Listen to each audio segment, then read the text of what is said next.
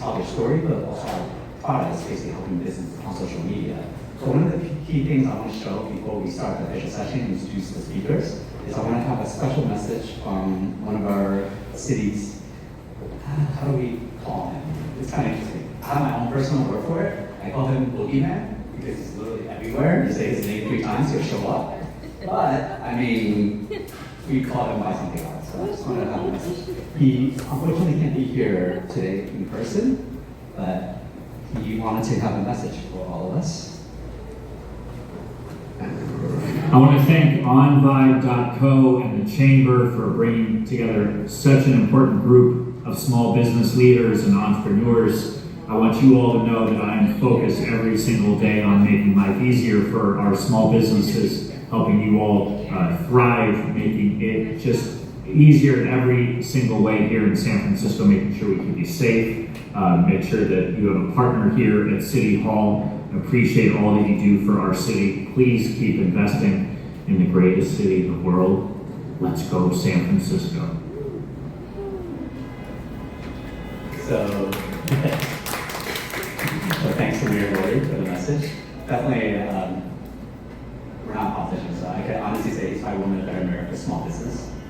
Not endorsed or anything, but by all means, if you're running small business, I feel. So number one thing for this event, so thank you. One of the key things we want to do for OnVibe is that we want to really showcase small business, not just in the Bay Area, but across the United States, regarding how you do run your business, as well as the stories behind it. Because these stories are critical, and for most of you who run social media, the story is everything. Because one of the key things for social media is, if you think about for most small business, it's one of the hardest things, because you're doing 100 million other things day to day. What should I post? When should I post? Should I be talking to these folks as my audience, or is it a different audience? These are all the things that we think day to day, and definitely OnVibe's there to help some of it. But the other reason is that for OnVibe, we generally want to help small business. So today we have some great, too small business to kind of really, well, they're not that small, honestly, but too great business to kind of speak to, kind of their journey to starting this particular business journey. But without further introduction, let me introduce who our speakers are. So I definitely want to introduce Sahar, who is the CEO for OnVibe, our company. Sahar is a repeat founder. So formerly, she was a Y Combinator founder who sold the company, previous medical tech company, to another company. And this is her company again, a little bit different, now within the Y Combinator ecosystem. As well as myself, I was formerly a YC founder as well. But really critically, the two who you're here to listen to is Sadia Khan, who you'll hear from in a second, the founder of Indus. So Indus, without giving too much away, she does incredible curation, fashion, and design for ethnic designs from different parts of the world. And on top of that, she's actually a former tech executive across the tech, so she has done coding, marketing, everything else. And you'll hear her story about how she built the company and why she left tech to basically build this company, Indus. And the other thing is that if you haven't, as I mentioned before, you haven't tried Nirvana coffee, you're definitely missing out. So I'm really happy to introduce two of the founders of Nirvana Coffee here. So there's Bianca, who will be speaking, and then Veronica, her sister, who's the co-founder for Nirvana Coffee. And you'll definitely hear their journey too, because I heard only a piece of it, and I promise you, you'll leave inspired, and you'll definitely leave with a lot of great tips and pitfalls to watch out for as you start your business and become already.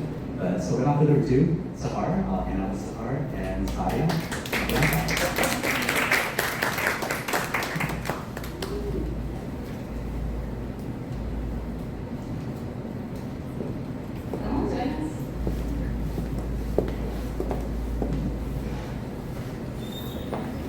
Hello everyone, thank you so much for joining us today.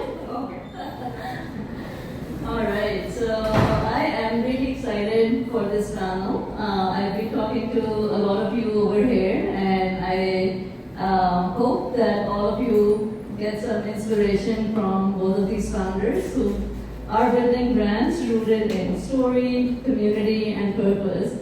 Both very different kinds of businesses, but there are a lot of commonalities in terms of brand building, community building, storytelling.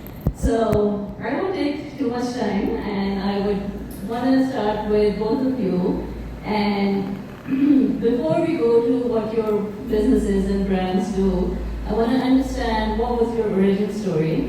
Why did you start? What were you doing before you started your companies? And what made you decide to launch your ventures? So we can start with Bianca. Well, hello everyone. I'm Bianca. Happy to be here. Thank you all for being here too.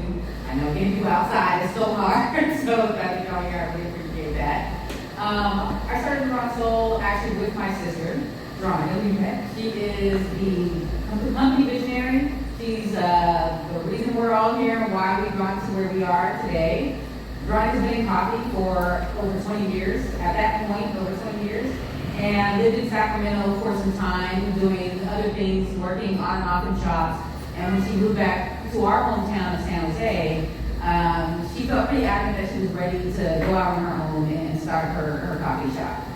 At that time, and still at this time, I worked in tech. So I do marketing for tech companies still to this day. So all I told her was like, all right, let's try.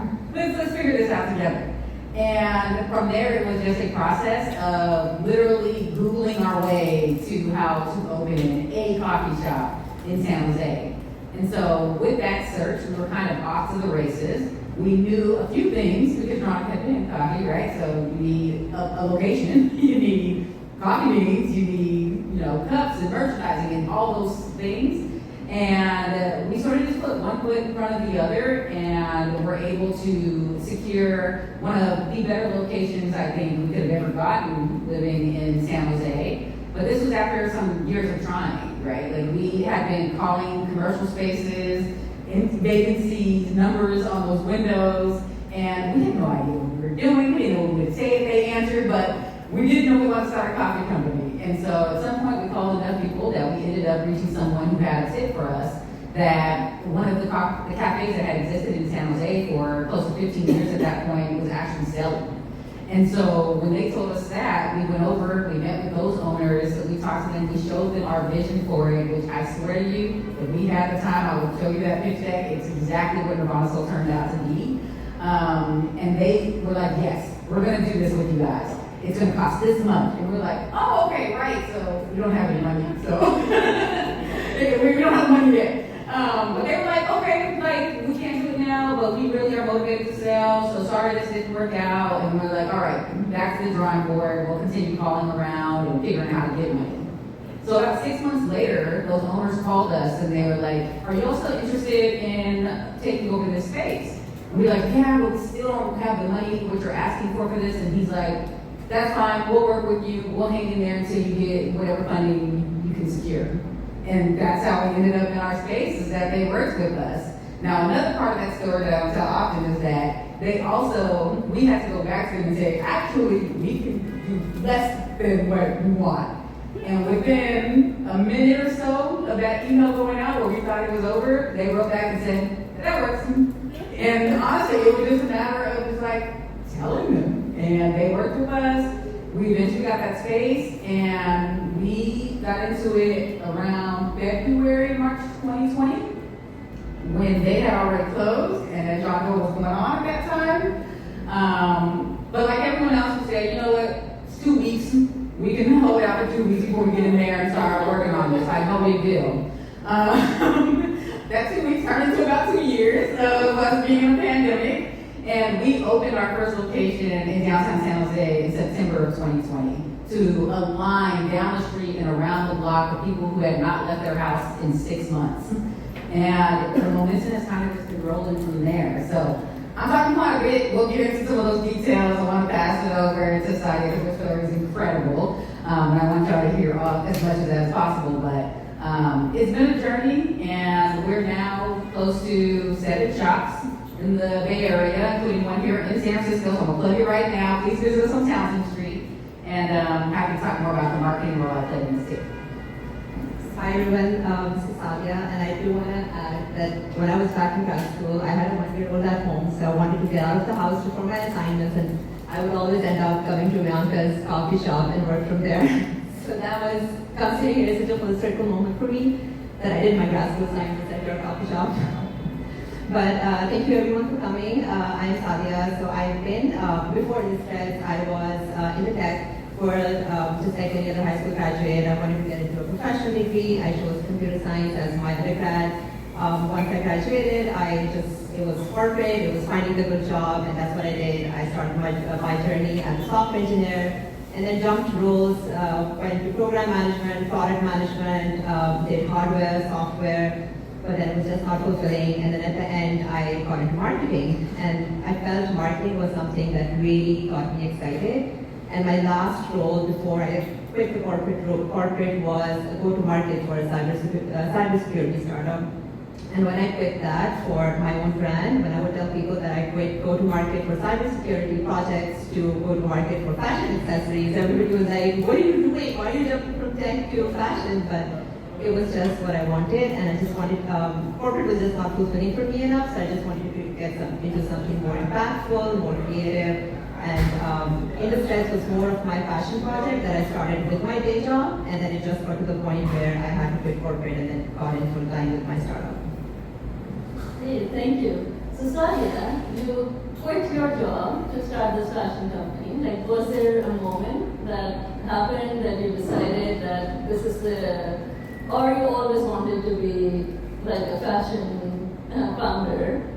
Yeah, fashion founder was never a thing, but I just wanted to be start something more impactful.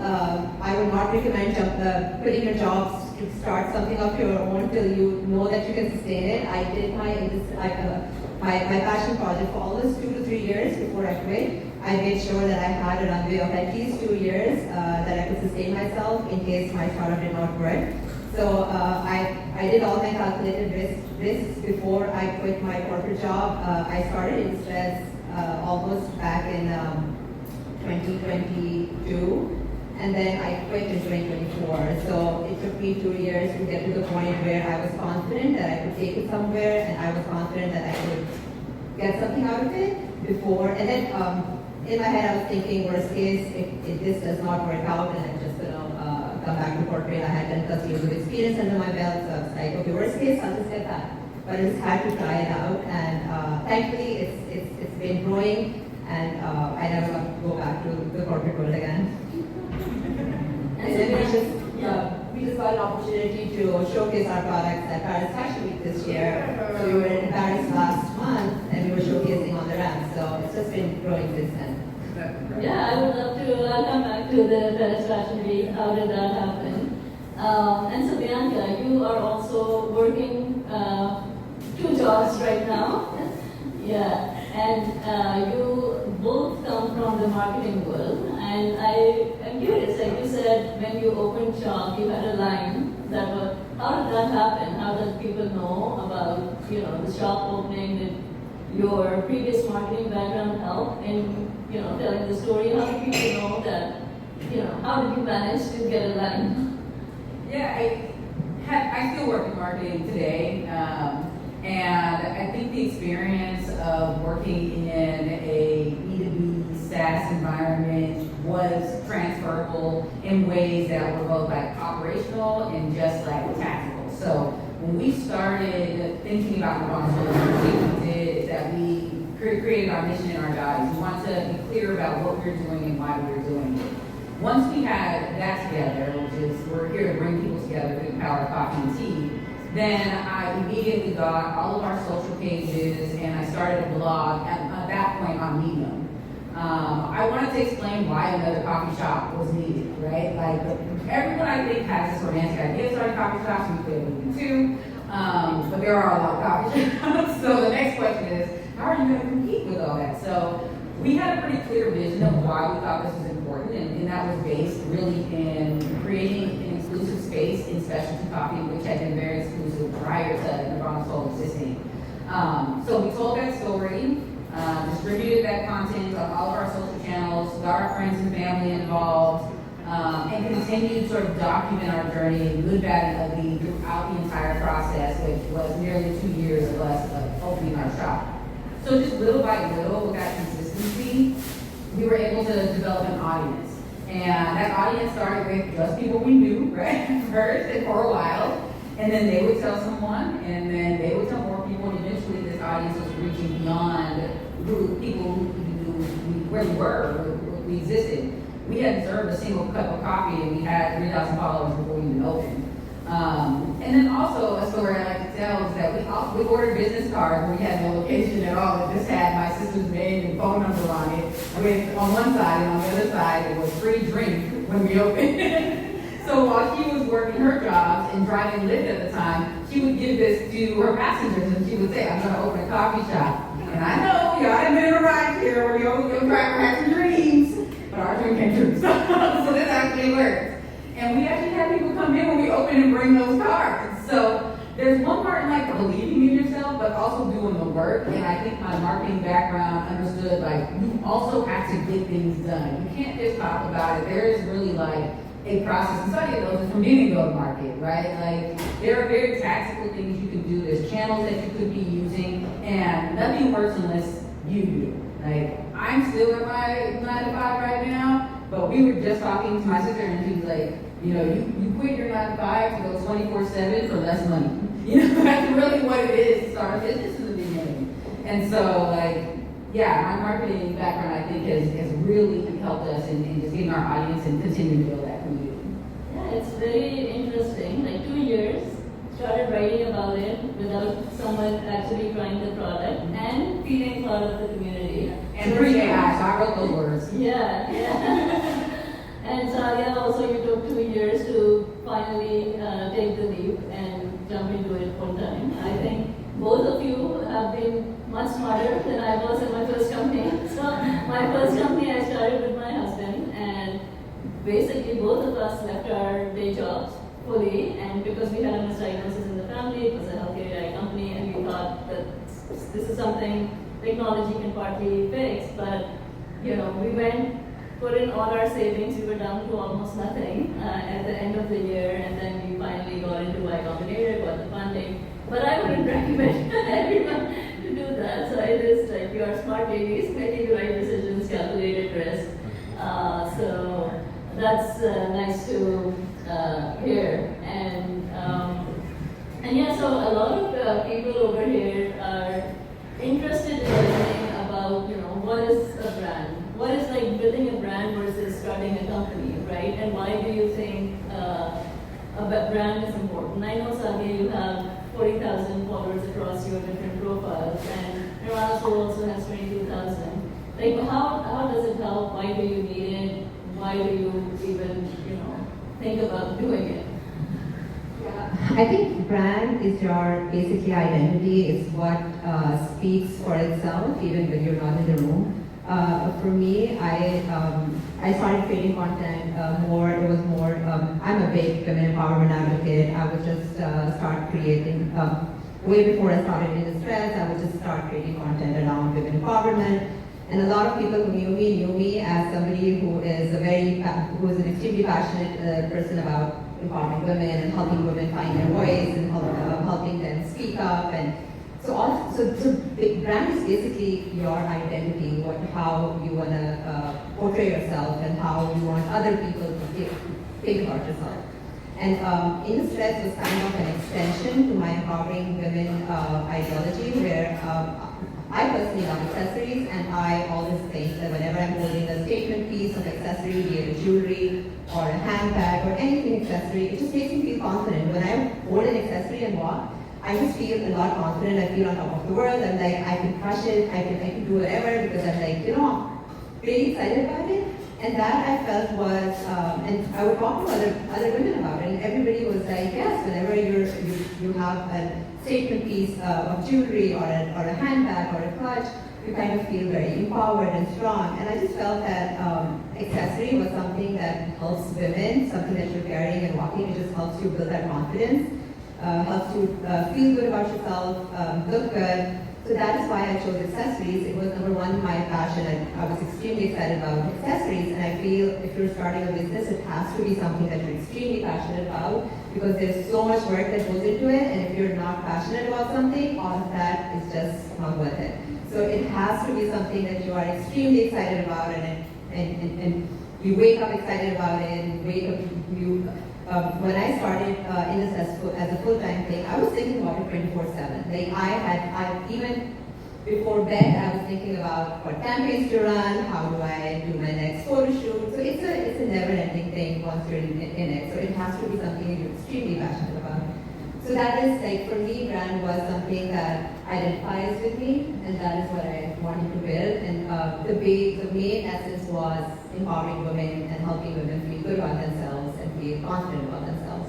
And that And is you're what also empowering the women making the accessories, right? Yes. There's a story behind that as well. Yeah, so back in 2019, when I went back to my home country, Pakistan, I got this opportunity to meet artisans in the most backward area of Pakistan where they were not living in good conditions. And for me, going from this Bay Area bubble, it was a shock because being from Pakistan, I did not know that people still lived in those conditions, but they were extremely excited about working hard towards giving a good life for their kids. And they were working 2 to 3 jobs for their kids, but they had this skill art that they had, which was generational. So they had it through families.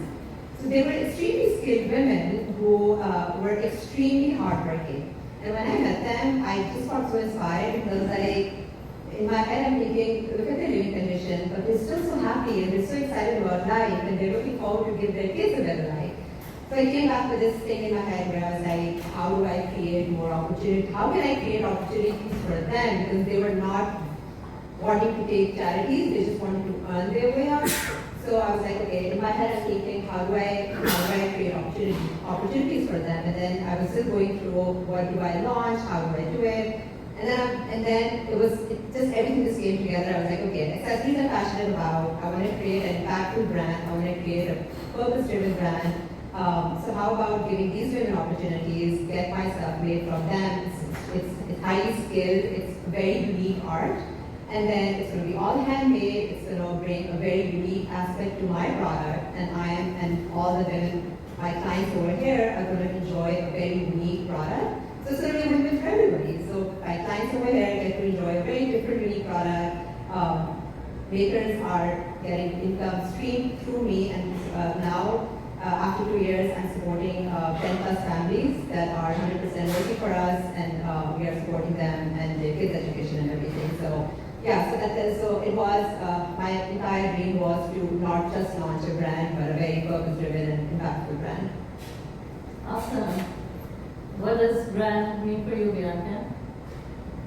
Yeah, brand, I mean, if y'all can't tell from our sweaters and our cups, it is everything to Nirvana Soul. It's, I would say, probably on par with the quality of coffee that we deliver. So we always say we're here for quality coffee and joyful experiences.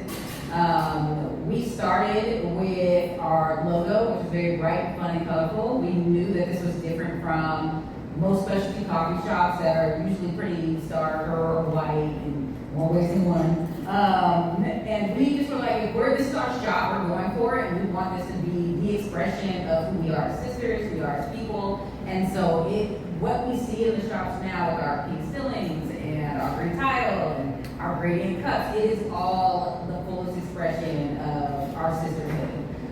We also wanted this to be community based. So like Sonia mentioned, like all of these touch points are your identity. It all comes together and it represents the overall brand. And so we work with community on artwork. We have rotating artwork available in the stores from all local artists. Most of these have been women who have never exhibited before. And we do that so that we maintain that connection with a community that we really truly feel like built this with us. And on top of that, we have open mics at our downtown location. So this is like an online and an in-store experience. We want to make sure like there's a connectivity across every single channel. Whatever you experience with us in store, we want you to also experience that on social media or wherever you might run into it. At this event, like we have like just a standard of how we want to treat this business that we're so grateful to have, and also the customers that we're so grateful to come into our shops. So brand it started with storytelling, right? It started on the blog, it started with our social channels, and then as the coffee came into it, it was just a continuation. And so you'll see us always decked out in our merch and, buying every pair pair of pink shoes that are available. And we just really love our brand, and it makes people happy. And that's at the end of the day what we're here to do.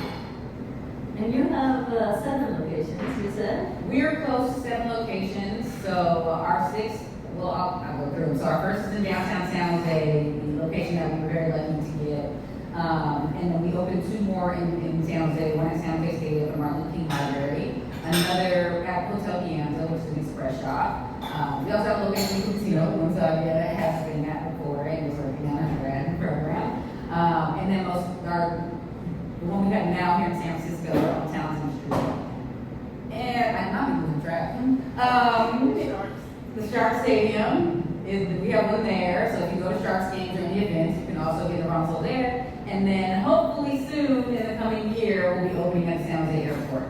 So it has been a lot in a few years. I hear it sounds insane, but yeah, every single experience, no matter what shop you go into, you'll feel like this is Nirvana Soul, like through and through. And you're not stopping there at 7 locations, right? We do want 20 locations. That is ultimately our goal. And I think we did a big audacious goal. Like, if we were going to do this is not the cheapest place in the world to live. So, like, hey, if we're going to go for it, let's really shoot for the stars. The number's arbitrary. It wasn't anything that, like, mattered in the grand scheme. But I think part of it, too, was that we know there's not a lot of Black-owned multi-location businesses. In fact, we're really hard-pressed to name any. And we just wanted to be part of that change and also serve our mission of inclusivity too. And so people can see it. We can do it, and you absolutely can do it too. That is amazing. And Sadia, you are an e-commerce brand, but you also have a location. Yes. So Yeah. what's the reason? And you started, where did you start and how did you extend it? So we started with online, and that is the basic, I think the whole main thing is going to be online, but we did open up a store, location retail in Soho, New York, and then we were also in the works of another retail in the Bay Area.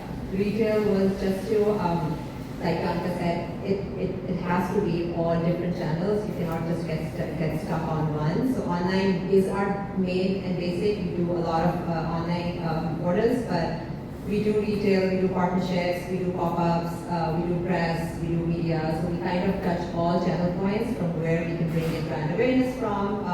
So what location is big for brand awareness because there's so much tourism over there, so we get a lot of brand awareness from there. And I have a lot of people who message me on Instagram telling me that they saw my products in Soho, at the Soho store, and they love them and how they're so amazing, and I get to enjoy all of that through our retail location. So it's just kind of touching all those channels, different channels that we can use to create brand awareness. Yeah. So how do you, both of you, do so much? Do you take, how does tech, does it amplify your business anyway? Are you using AI in your business, or have you seen any difference in what you used to do before versus now with the new tools that are in the market? So when I started full-time, from corporate to being a full-time founder, I think with corporate, of course, you have your own function. If you're in product, you're just really taking care of the product, and you have marketing teams taking care of marketing and sales and all of that.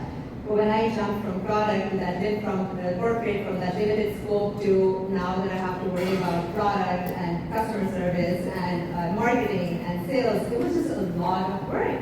Wearing all those hats, the first year I was extremely burned out because I was working constantly. And of course, it's your baby, so you can't just leave it on anyone. You have to be involved in each and everything. So the first year, I just literally burned out. I was like, I kept thinking, did I make the right decision? Was this, should I just have been in corporate and just live a 9-to-5 job? But then AI, like you said, really helped me. It made my life extremely easy with content. A lot of my content now is through AI. A lot of my email marketing, inventory management is AI. We use AI apps for that. A lot of content creation. We've been working with OnVibe, and I'm super excited that it's going to be one chunk of big thing that's going to be off my shoulder because creating content is like a full-time job. Online social media for a startup and a small business, especially with a fashion product, is like you have to be spot on whatever you're putting online on your social media, your pictures, your everything has to be so appealing visually because it's a fashion product. It it has to be always chic and fashionable and everything. So content itself is like a full-time job for me. So I'm super excited to be working with OnVibe, so they can just take this big chunk of responsibility off my head. But yeah, it's a lot. Wearing all these hats, initially it was extremely hard, and then also you have limited resources, so you can't start hiring people at this. And then slowly, once we started getting some revenue in, getting some money in, we started hiring contractors, we started hiring people who would help me. But the initial first few years were a disaster. It was a lot of work happening. Yeah, you can't disappear. Like, once you start hosting, you have a real business, going dark is like one of the worst things that you can do. So you have to keep feeding this monster. You have to show up. And there are times when you don't see the needle moving, but you still have to show up. So those are the hardest days when you don't see any results, but then you just have to show up. So I think, yeah, it's just showing up and putting in the work every single day. Yeah, so full disclosures, Indus is our design partner for OnVibe. So we're working with a lot of small businesses to understand what their pain points are, what their challenges are in terms of their social media presence, and how can we help through a tool. So we're working with a number of small businesses, and would love to learn from you, everyone in the audience as well, around your pain points as well.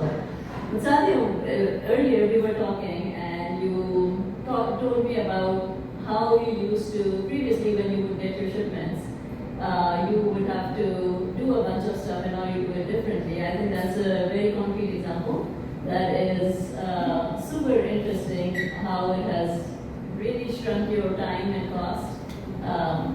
Yeah, so when I started, of course, it's a fashion product, so as soon as we would get our shipments from these artisans, my biggest stress would be getting photo shoots done, because it's a fashion product. I cannot put it up on a table and just get a picture and put it up on the website. So and then of course being a founder who just looks into everything that has to be perfect, I would just wait for that perfect photo shoot, that perfect location, getting models together, photographers.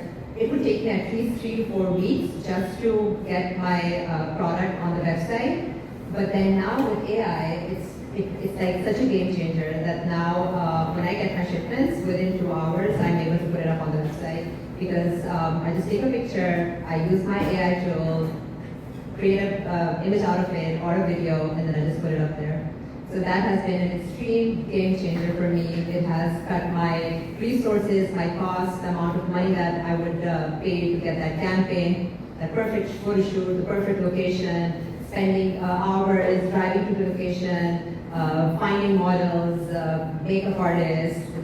It was a full-time thing, and I would always dread doing that, but with AI, that's been a huge help. So that's like a 100x improvement. So yes, that's amazing. yeah, we just had a shipment last month where we were able to get the product on the website within 2 hours, and we sold out in a week. So it's been a game changer for us. Yeah. And you, Bianca, are also using, it's a tech-enabled coffee shop. Yeah, we're pretty tech-enabled, I think in large part because of the industry I work in full-time. So I always say we probably have more tech than your normal coffee shop, or we use Slack, for example, we use Asana. We use things that you would see in a regular corporation, which has really just helped us be more efficient in how we communicate and get things done. And then on the AI side, we're definitely not going as far as we could. I definitely see how it can help online, and there's been some merchandising images that we've been able to generate. What we're trying to balance right now is how to use AI responsibly. Like, is this fully aligned with our mission? Is it something that we can do in a way that feels authentic to who we are?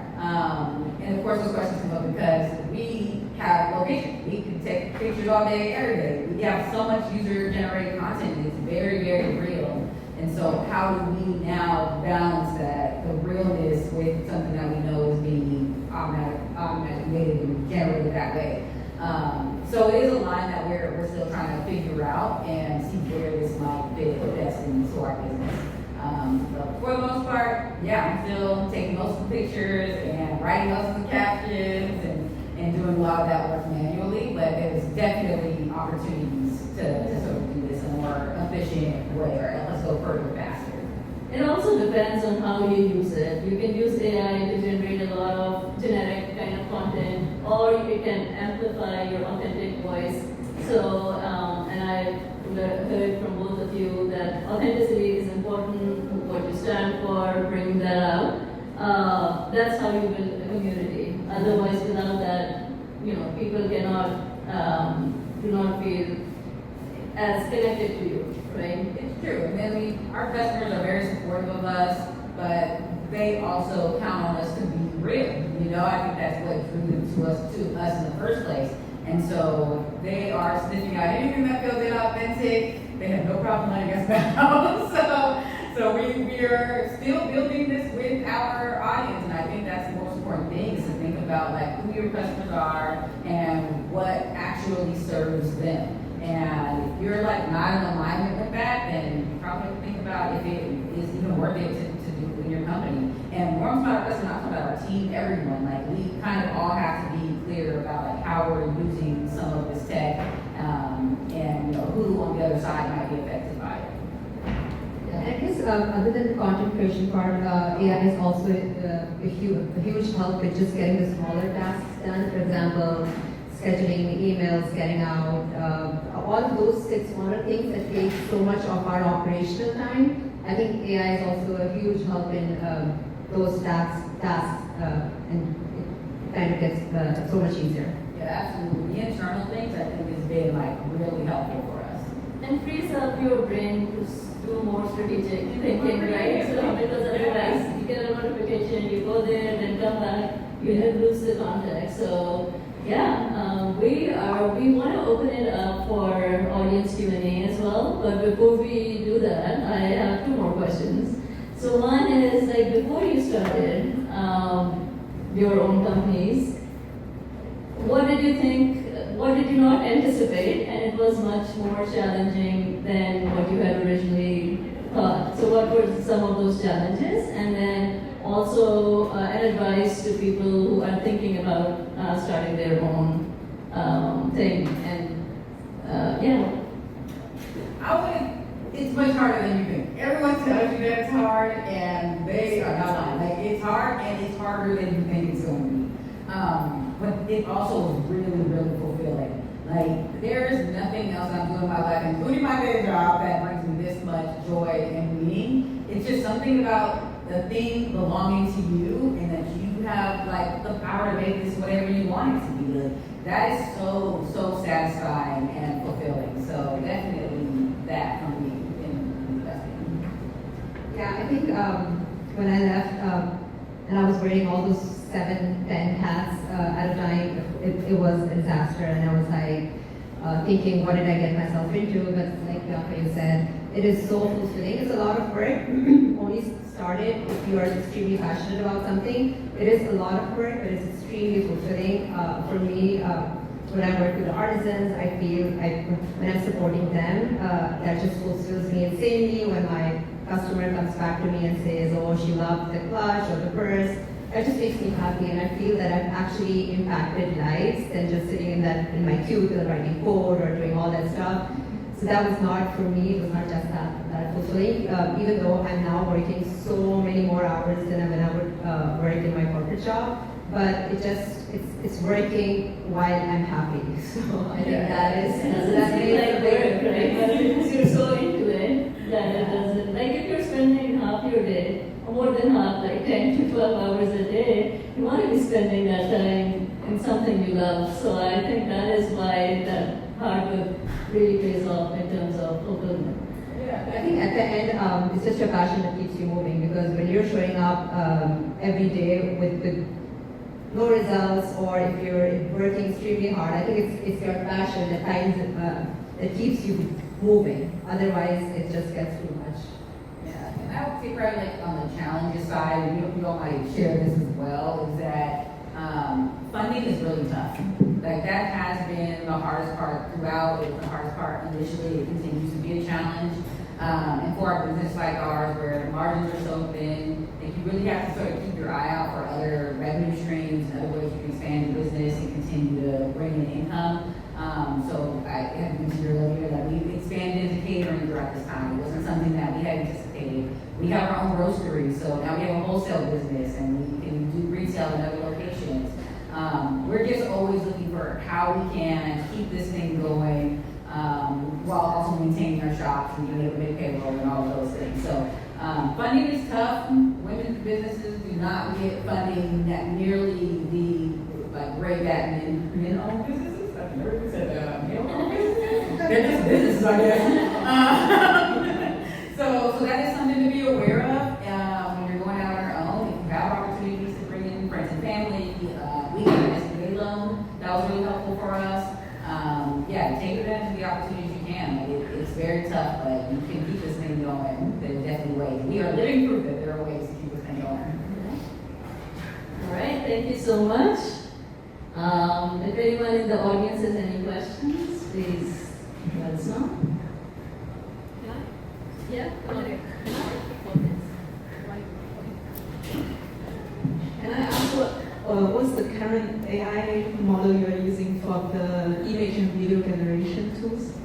So I switched between Nirvana and ChatGPT. Yeah. Okay, awesome. Thank you.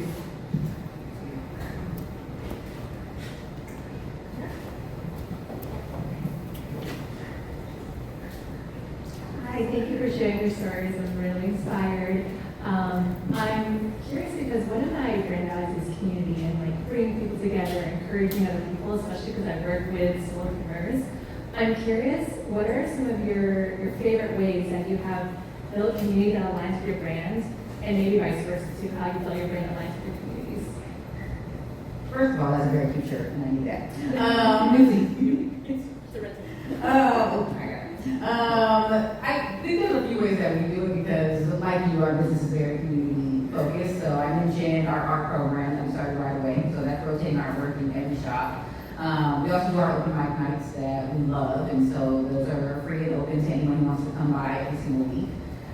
We host a monthly grocery tour, so that's very community driven, but also on brand for us. In that it's free and open to the public. People can RSVP and come and meet our director of copy, and she will walk you through like everything from farm to how it gets into the shops and into your cuts, which is just a really cool and unique experience. I always say it's probably the best experience in the company, and they're typically sold out every single month, which is awesome. And I don't know, there are other ways where bring the community together. I mean, that's pretty solid. That's a lot of ways. But we love it. I mean, that's what this is all about. Yeah, I think for us, we did, we tried to do fashion shows. We did one a few years ago, and then we hopefully another one soon. So we kind of bring together people, do music, dance. We partner with other Bay Area brands and do pop-ups where we would just rent a space and get people together and do pop-ups and music and stuff. And then recently what we're going to start launching soon, and which is why I might end up using Nirvana Soul for that. We are also starting our bag making classes, like workshops, so just to kind of get people together, more of a stress-free time where you can just get together, have fun, make some nice cute bags, enjoy it over coffee. And yeah, so that is another thing that we're working towards, bringing just to get people together. And we are building community we're a brand new company by the way. We spun off from LG a couple of months ago. But before the company was spun off as an independent company, we were building inside of LG. They have a venture studio. And what we started doing was, before the product was released, is providing a lot of marketing tips for small businesses, doing webinars, doing workshops for small business chambers, chambers of commerce. So to really understand the challenges, to be around the community and build by providing them something. Like, we're not trying to sell a product to them, we're really trying to give value to them before, asking them. So depending on the type of businesses, I think there are multiple ways of trying to build that community. Yeah. I had a follow-up question regarding AI, especially Sada, you spoke upon that. So how have you seen, I guess, the you spoke about how it helps efficiency, lower costs, and all that. But I wanted to see what areas you found some limitations or drawbacks to utilizing AI for your operations, and then as well as if you had any numbers in terms of like how much significantly lower things cost for you, so like customer acquisition costs and stuff like that. A ton of cost for my content because initially when I would get photo campaigns done, that would cost me a lot with the photographer, videos, makeup artists, models. So imagine if you're paying all of them and then spending an entire day at a location. So that was at least $1,000 for a campaign, which is at least, depending on how elaborate your campaign is. But now with these AI videos and pictures, it's like I pay whatever subscription fee that I pay for that particular tool, and that is the entire cost. And then also, I used to get edits done, so I had somebody who used to do all of that for me. So now with this AI, I can just do it myself because it's super, extremely easy. I think the initial drawback was when I was doing my copywriting and stuff, so Google was giving me hiccups on AI, using those AI, so I had to tweak it. But I think with time now that's getting better, so I don't need to do that anymore.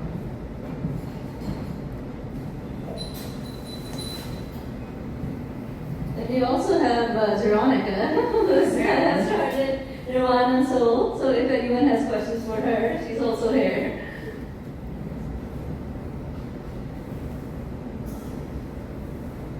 All right, I think we'll be around for another, I think, until 7 o'clock. So please feel free to network. We have coffee and pastries from Nirvana Soul after that. Thank you, everyone. Thank you so much for being here.